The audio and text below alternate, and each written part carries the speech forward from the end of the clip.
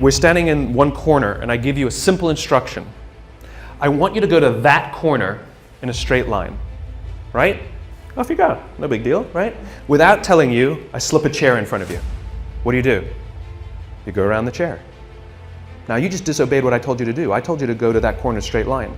But this is the amazing things about human beings, which is when we're given a clear destination, we use our own creativity and our own sense of innovation and our own problem-solving abilities to overcome obstacles to get to the destination. In other words, the destination is more important than the route, right?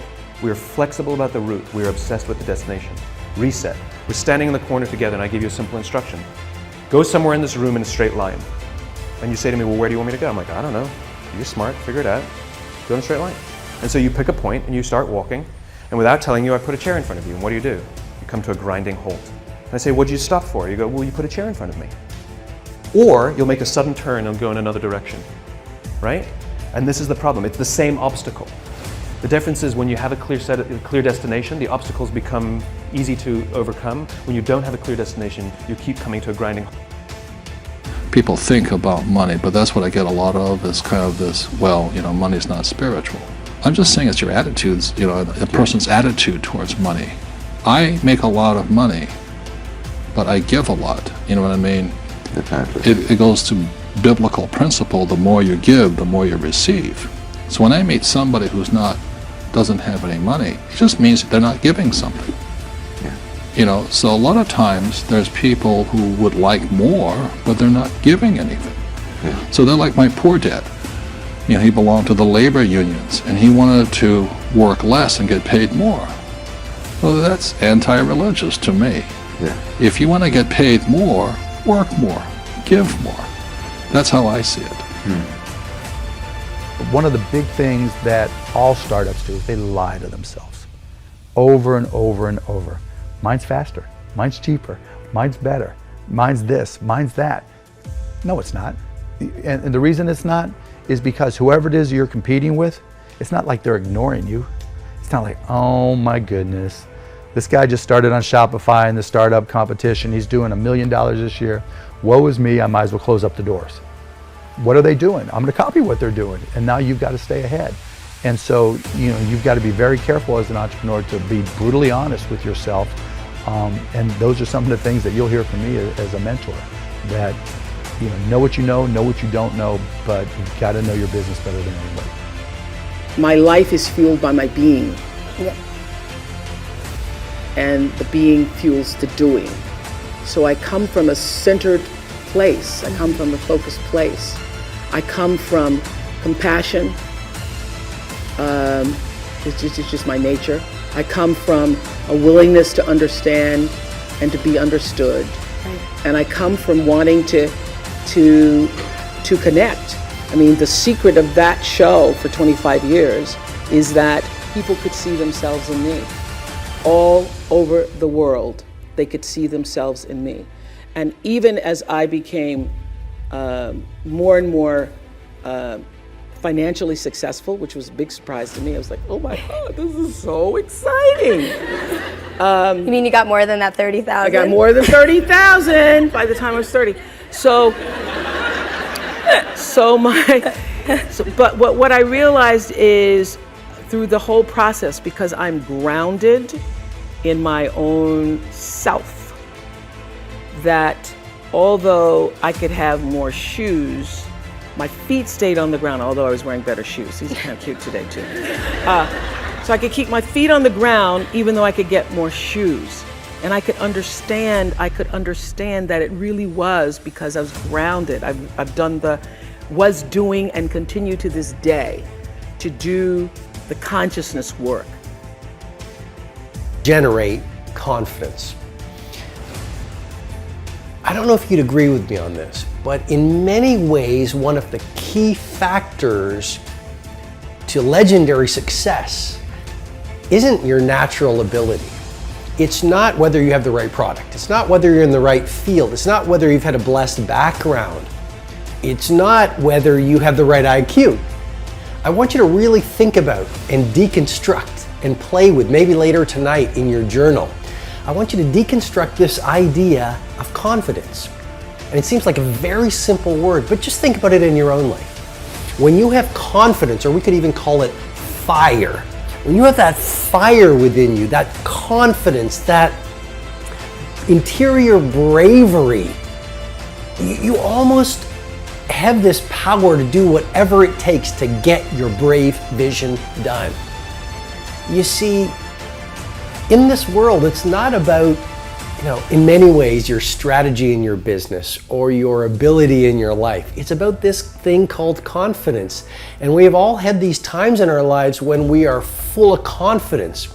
And what other people see as a problem, we simply do see as an opportunity. Other people see it as a stumbling block or a wall, and we see it as a stepping stone or this solution. And so confidence is something that you really want to wire in. Confidence is something you really want to develop. Confidence is a practice. Confidence is a muscle. And like any muscle, the more you focus on it and practice it and train it, the stronger your confidence is going to grow. And I just have to say it again. When you are at a place in your life when there is an ongoing, steady stream of confidence moving through your mindset, moving through your heart set, you do the heroic in your business and you achieve the remarkable in your life. If you're living in the past, you're going to be depressed because you are rehashing things that happened to you that are not going to happen again.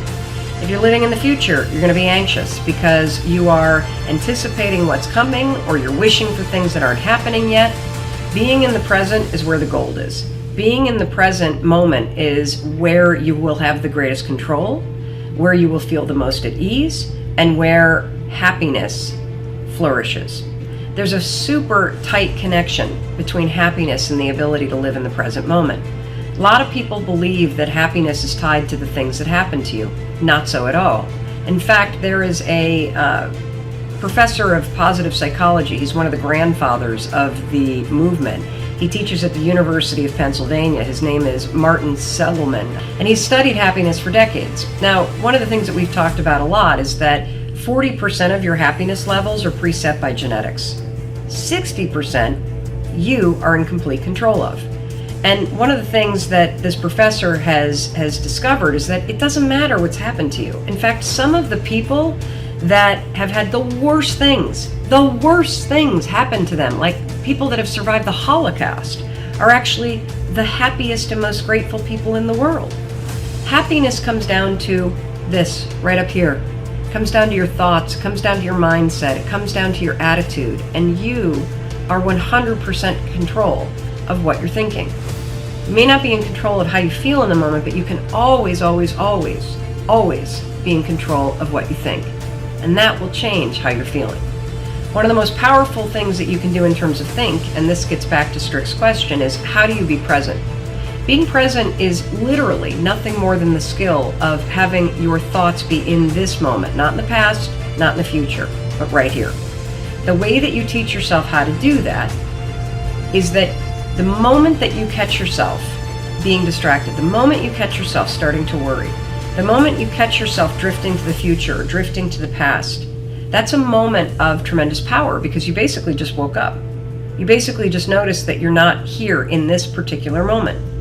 So use that wake-up call, 5, 4, 3, 2, 1, and ground yourself in this moment. The best way to ground yourself in the moment is to look for something in this particular moment that you can savor. Now, I'm using the word savor on purpose because it's the word that psychologists use to describe what happens when you find something in this moment right now, right here, right now, to focus on and to appreciate. It could be literally the questions. These are printed out questions from people on social media. And if I were to stop and look at these and savor them, what I would feel in this moment is a tremendous amount of gratitude because people are taking the time to write.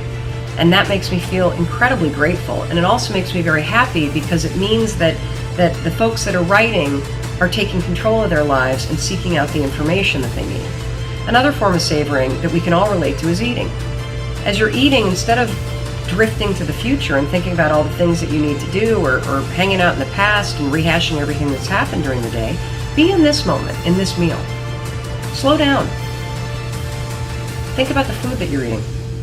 Think about the people that you're sitting with and how you feel about them. And if you want to take it up a notch, Actually acknowledge them. Hey, this food tastes amazing. Thank you for cooking. Or I'm so glad to see you and that we get the time to have this meal together.